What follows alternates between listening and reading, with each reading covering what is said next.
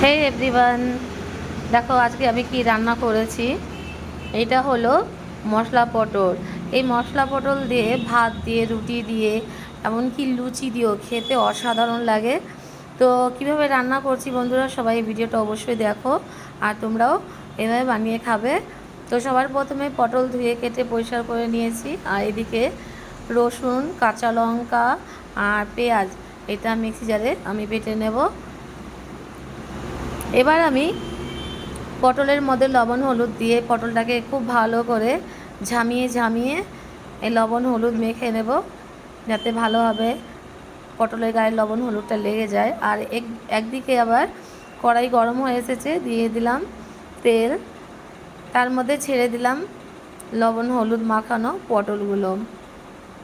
এইবার আমি এগুলোকে ঢেকে দিলাম যাতে ভালোভাবে এটা সিদ্ধ হয়ে যায় আর কোনো রকম যাতে কাঁচা না থাকে পটলগুলো। এবার নেড়ে চেড়ে কিছু কিছু দেখলাম যে পটলগুলো ভাজা হয়ে আসছে, এগুলোকে আমি উল্টে পাল্টে ভালো করে একটু ভেজে নেব। এগুলো ভালো করে ভাজা না হওয়া পর্যন্ত আমি একটু নাড়াচাড়া করব। পটল ভাজা রেডি। এবার এগুলোকে আমি নামিয়ে রাখবো। এবার এই তেলের মধ্যেই আমি ছেড়ে দিলাম কতটা কালো জিরা ফোড়ন হিসাবে। কালো জিরা দিলে খুব ভালো হয় ফোড়নটা।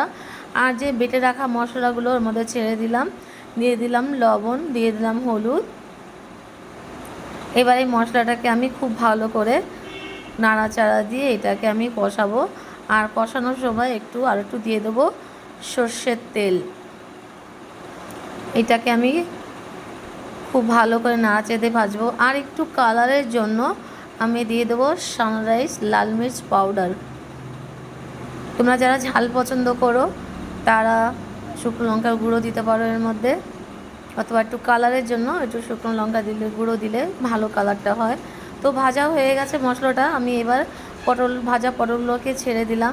ছেড়ে দিয়ে এটাকে আমি খুব ভালো করে নাড়াচাড়া দেবো যতক্ষণ না এই পটলের গায়ে মশলাগুলি পরিপূর্ণভাবে লেগে না যায়। যতক্ষণ না এটা আমার ভালো করে মাখা হচ্ছে ততক্ষণ নাড়তে থাকবো। তো ফাইনালি দেখো মশলা একদম পটলের গায়ের সাথে লেগে গেছে, আর দেখো কালারটাও কত সুন্দর এসছে। এবার আমি কেটে রেখেছিলাম কিছু ধনেপাতা, এবার ছেড়ে দিলাম একটু মানে স্মেলের জন্য, খুব ভালো একটা ঘ্রাণ আসে। তো আমার এই পটল মশলা রেডি। কেমন লাগলো বন্ধুরা অবশ্যই তোমরা জানিও, আর তোমরাও এইভাবে বানিয়ে খেয়েও খুব